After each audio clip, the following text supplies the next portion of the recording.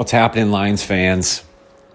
So we talked about it yesterday in a session about Dan Campbell. And was it his reason? Was it Dan Campbell's fault that the Lions aren't going to the Super Bowl? Is his aggressive play style, his coaching in the NFC Championship that led to the Lions' downfall in the second half and ultimately cost them a chance at a Super Bowl? My opinion yesterday is that it did not. It was a contributing factor, but it wasn't the sole reason. And I still believe that today, honestly. But we have to go through the reasons why, right? If it's not Dan Campbell's fault, then whose was it? Why did the Lions lose? We're going to answer that question today.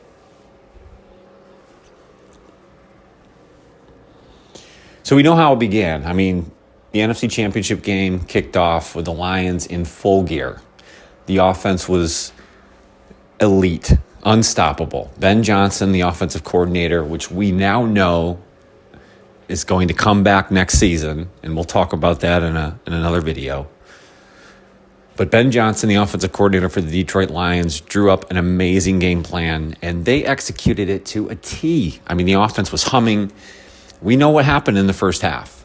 Start off with a 4-play, 75-yard drive that ends in a touchdown, which we know was Jameson Williams on the end around. What an incredible play. I mean, what a great design. The offensive line kind of ran a scheme up front that made it look like they were running the ball the other way, but it was an end around to Jameson. And, I mean, we know he's been a powder keg, right? Just waiting to explode. And I think we finally got the game we wanted out of him more than anything. And it starts off with a bang with this end around. It's a shame that we finally get this game and we're not going to get another one after this, because it seems like we could have rolled this into what would have been another great performance by Jameson going to the Super Bowl. The other thing to worry about is it did look like he may have gotten injured on that last touchdown play, that last touchdown catch. It seemed like he landed awkwardly. Now, it doesn't look devastating or anything like that, but just something to keep an eye on. But my point being is, he was a powder keg waiting to go off, and he clearly did in this game. And it started off that way with that opening drive touchdown score.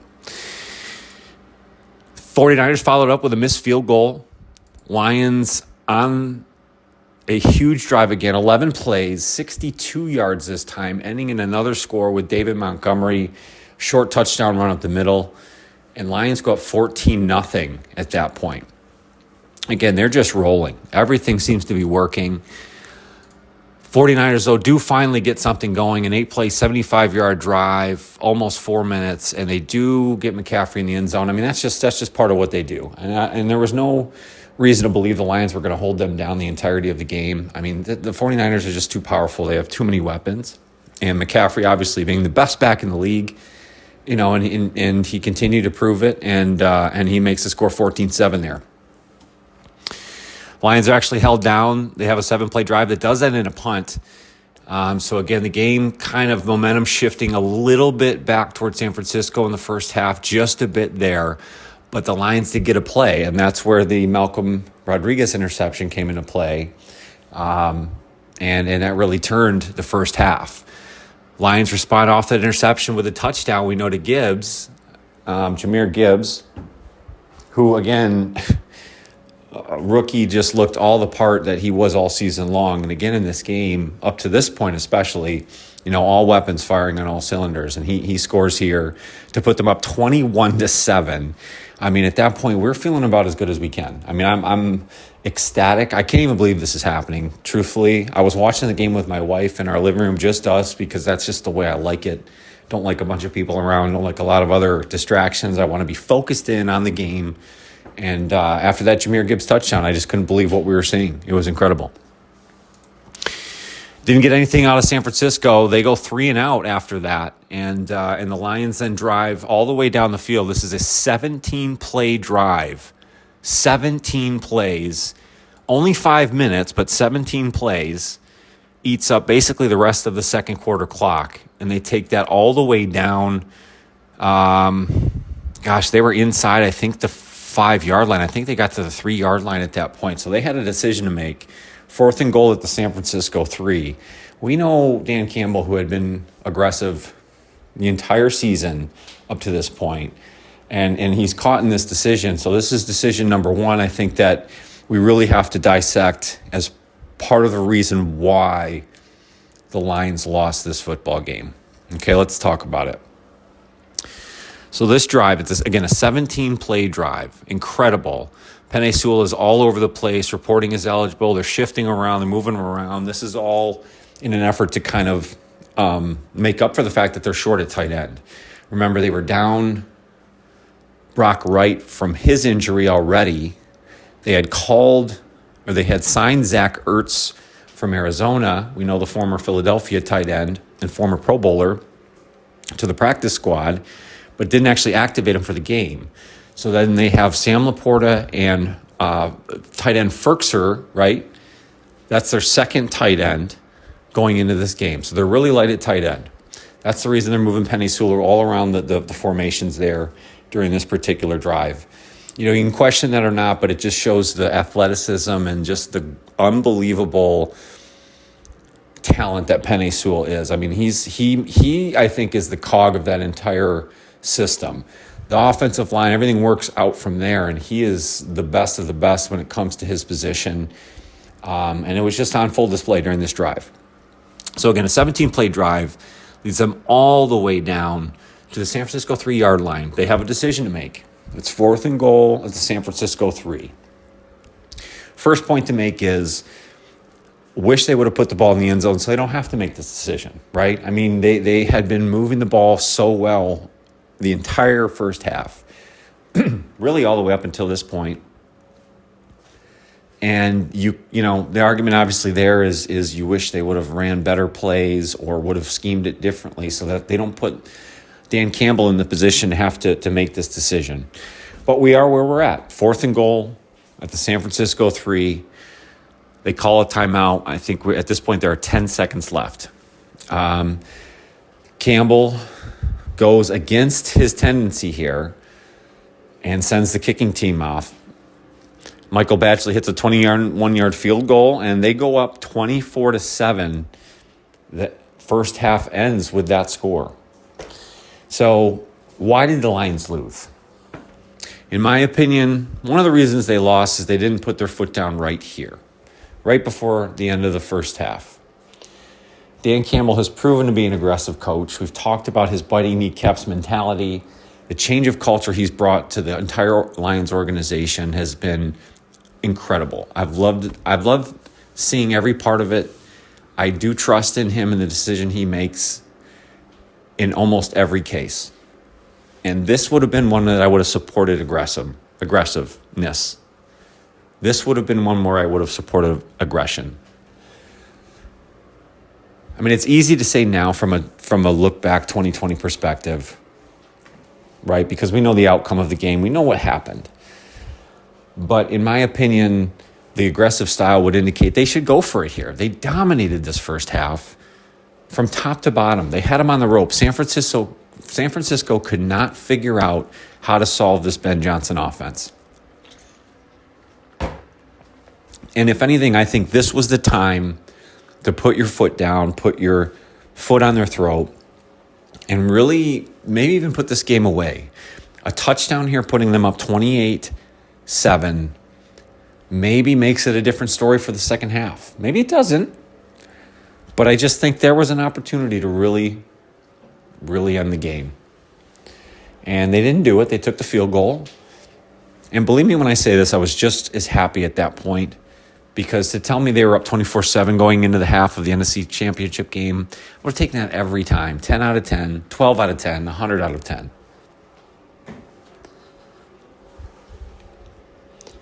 So why did the Lions lose this game? Maybe they weren't aggressive enough.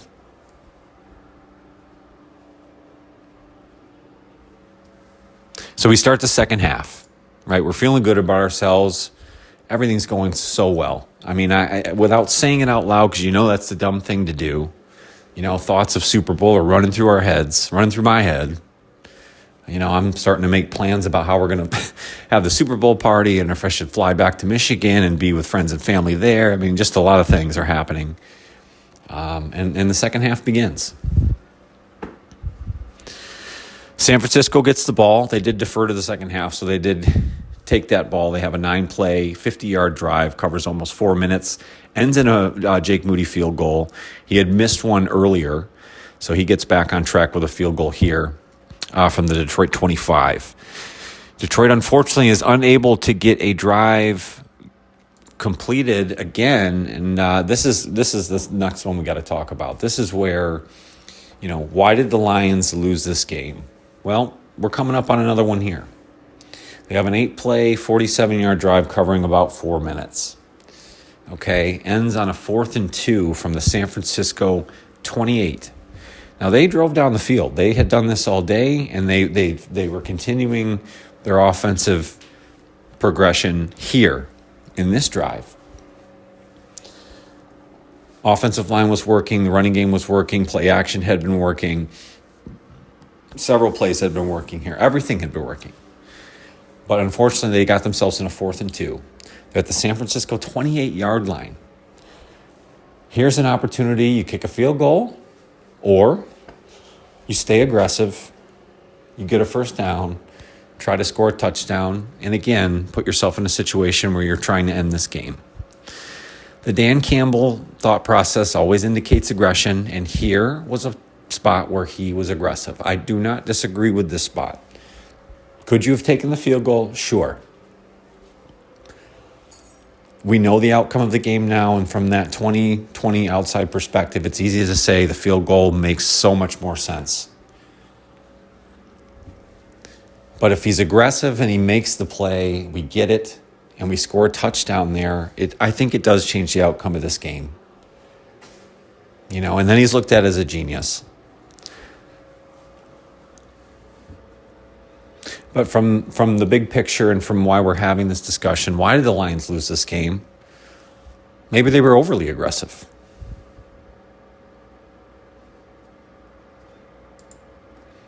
Ball goes back to San Francisco. They go on a 5-play, 72-yard drive. It ends in a touchdown. Brock Purdy to Brandon Ayuk, 6-yard touchdown. But what we really want to talk about is what happened prior to that. Okay, he goes way back. Purdy, quarterback for the San Francisco 49ers, goes deep ball to Brandon Ayuk, hovering around between the 5 and 10-yard line here, going into the end zone.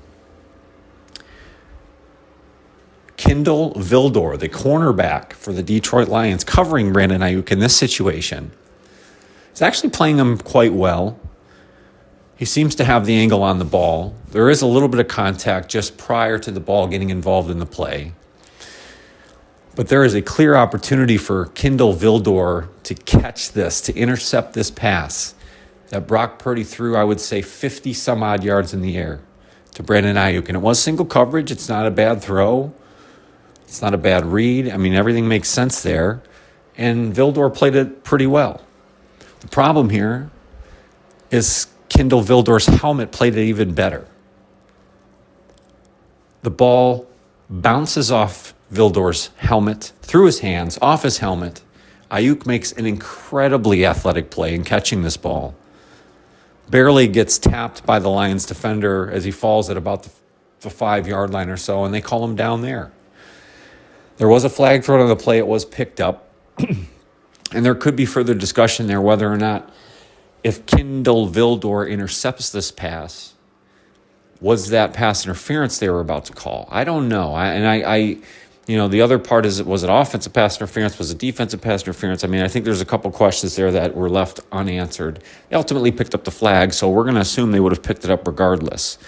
So going back to the actual play, this is just a dunker off of Kindle Vildor's helmet into Brandon Ayuk's hands, which ends up in a huge play.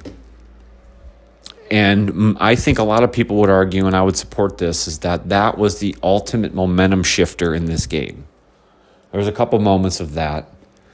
You could take a few steps back even and say the stop on 4th down prior to this may have been the true turn in momentum. But to me, it cranked up to an ultimate level on this reception by Brandon Ayuk.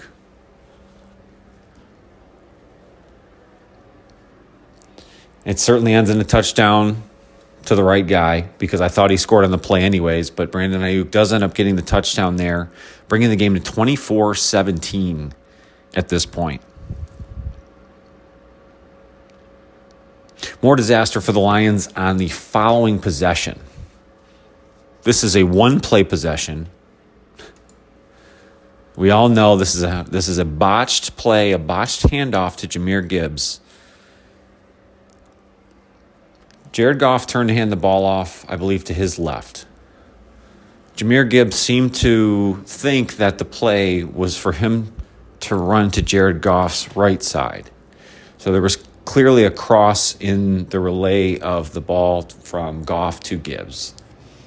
You can see it in the replay that although they are able to get the handoff clean, as far as they didn't really make a ton of contact, they didn't blow each other up as far as running into each other, but they clearly crossed what was going to happen there. That causes Jahmyr Gibbs to have to change his arm angles on the ball as he's entering the pile. And while he's doing that, the defender rips his arm and in turn the ball, causing this fumble. Why did the Lions lose this football game? This was a botched play. Jahmyr Gibbs fumbled this football, turning the ball over and continuing the momentum swing into San Francisco's hands. This was a huge moment in this game. Might be the biggest one.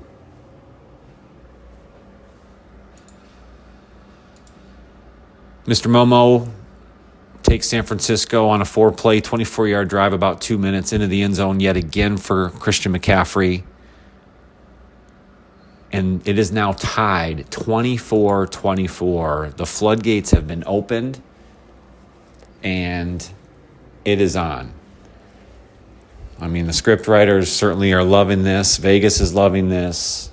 Lions fans are not. I am not. Lions get the ball back. Unfortunately, they go 3 and out. 1-yard drive, only covering a minute. Why did the Lions lose this game? They were not able to respond after they got punched in the mouth. And this drive is a perfect example of that. Now, their offense was so good the entire game, so it's hard to beat this thing up this way.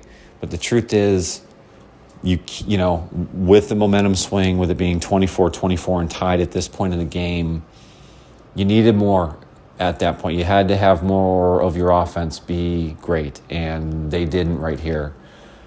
And they had a 3-and-out punt. On top of that,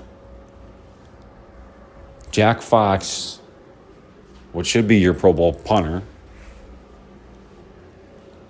just destroys a punt, which kicks up perfectly inside the 3-yard line, down to the 1-yard line. And unfortunately, the Lions special teams player is unable to get this thing down.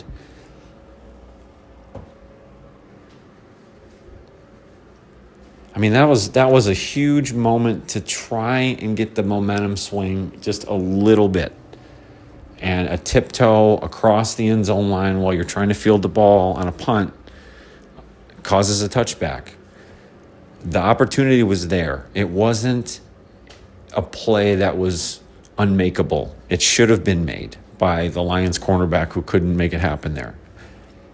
And I'm blanking on number 27's last name at the moment, but he's been on the team forever. He's played special teams. He should have made that play. That's a huge miss in the game again. Why did the Lions lose? They didn't make the little plays that were needed to turn this game around.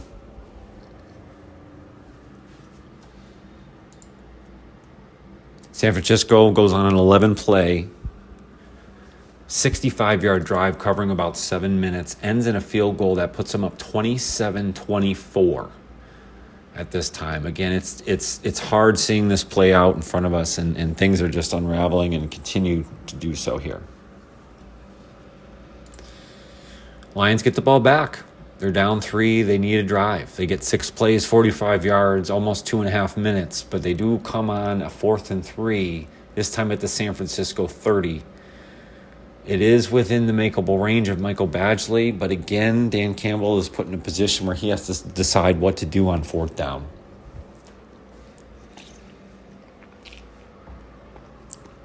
This one to me is the toughest one to defend. And we talked about it in the other session. And again here a little bit now. Everyone's been okay with Dan Campbell's aggression. And I want that to continue. I think the players like it. I think everyone in the organization is okay with it. But they were down 3 here within a makeable field goal range in the 4th quarter. There were 7 minutes and 32 seconds left in the 4th quarter when the 4th down play was run. He decides to go for it. And the defense won this play. I don't think the scheme was good enough. The play wasn't there as it was in the first one, which we didn't really spend a ton of time talking about why it didn't work. The first one, where I was okay with the aggression, really should have worked. It was a pass to Josh Reynolds that should have been caught. And that may have changed the game. He also, the same wide receiver for the Detroit Lions, Josh Reynolds, who had been great all season long, drops a 3rd down pass on a previous drive that killed it for them then. It was a big play potential, and he dropped it, which, again, killed a drive and is a reason why the Lions lost this game. One of many.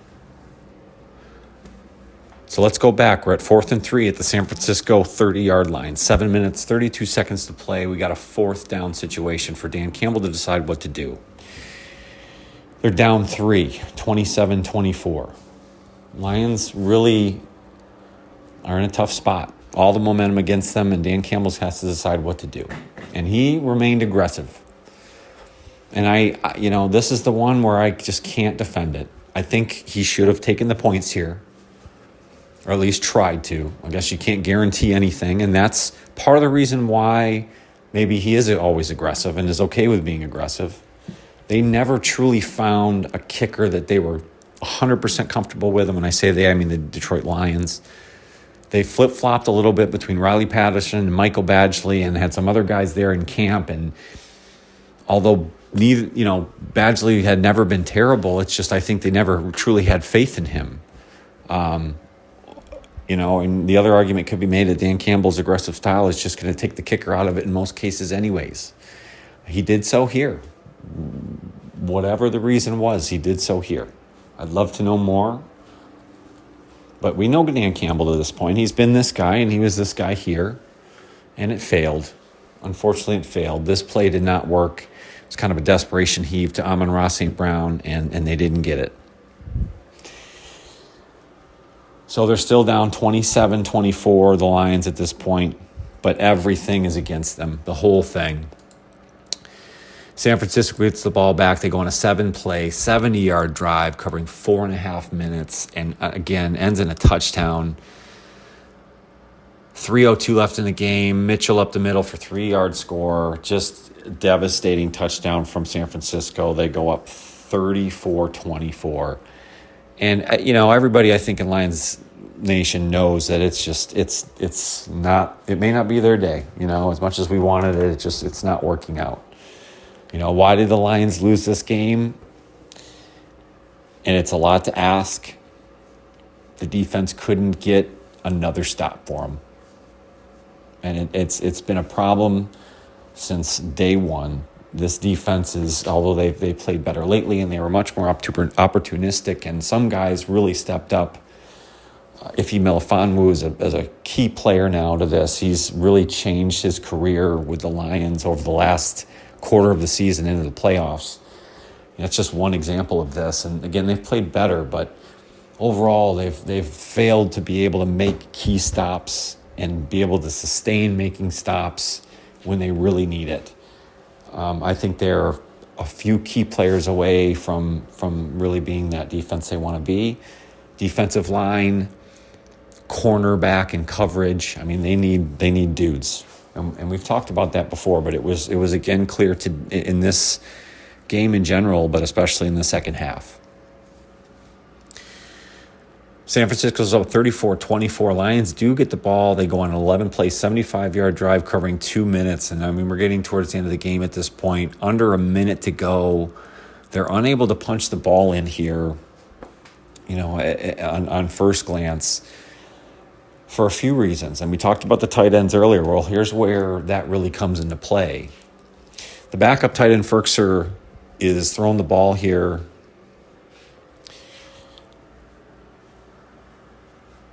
I want to look this up exactly.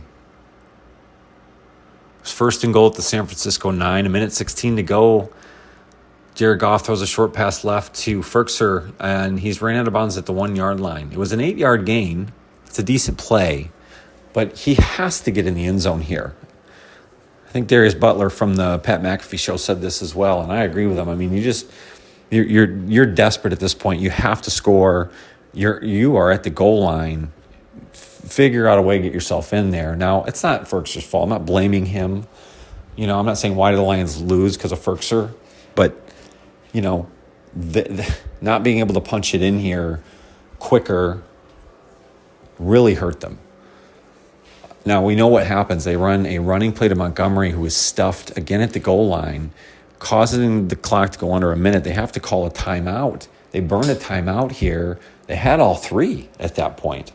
But they burn a timeout, and at that time, it's really over, because when you burn that timeout, you can't then kick the ball after the score back to – you're then now stopping yourself from kicking the ball back to San Francisco, hoping your defense can make a stop. You use all three timeouts, get the ball back with a little bit of time left to try and get a score. But that takes that away by using that timeout. So they just didn't manage their offense well enough right there at the very, very end. You could argue the game may have been over at that point. Momentum just killed them already, But why did the Lions lose? They could not convert in the key moments. And that fourth down, or that last drive there is a perfect example why.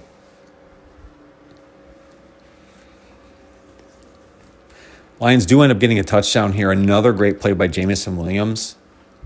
Back of the end zone score there. Jared Goff, good pass. Score moves to 34-31, but unfortunately the Lions cannot convert on the onside kick. Actually, it was a decent kick again, but the ball was touched prior to 10 yards. And again, that's a really difficult play to make, and expect that to happen is really tough. They also would have had to drive for points. So it's just, at that time it's over, and San Francisco goes on to win the game.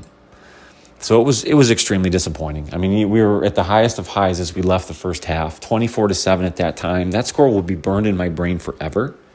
I don't know if I'll ever forget that. But the second half happened. It was what it was. There was a lot of crazy things that happened. Things we hadn't touched on is Brock Purdy's throwback. There was a tiptoe catch. He was able to scramble out of many situations and extend drives for San Francisco. And that goes back to the defense and the defensive line not being able to sustain pressure, not being athletic enough in spots up front to be able to stop those quarterbacks from being able to scramble. I mean, that's been an Achilles heel of the Lions and their defense for a long time. And that was shining bright here again. And Purdy is just athletic enough to be able to make those plays, and he did that here.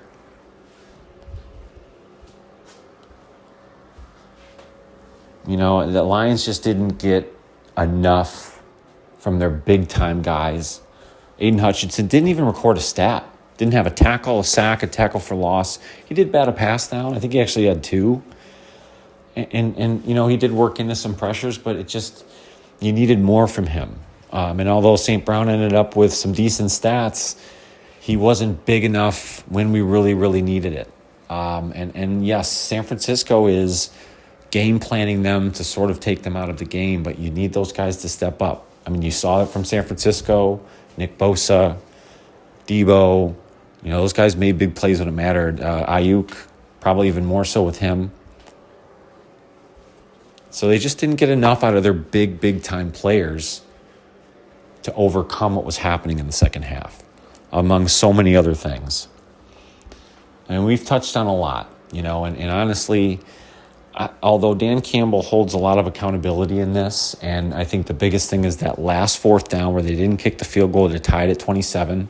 Yes, there's no guarantees he makes that field goal, but the odds are he probably does. And does that change the game?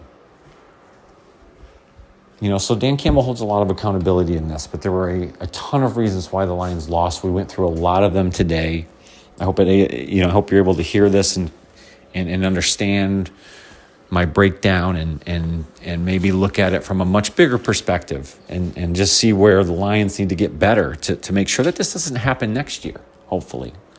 Now, with the good news of Ben Johnson coming back, we got a lot of positivity coming out of this, so we'll get into that in future sessions. And we'll get into kind of what's next for this team, this organization, and just have some fun with this. But it was a up and down NFC Championship game. We certainly found out some things about our team. We saw some greatness, saw some things that weren't so greatness, but we're hoping for more greatness in the future.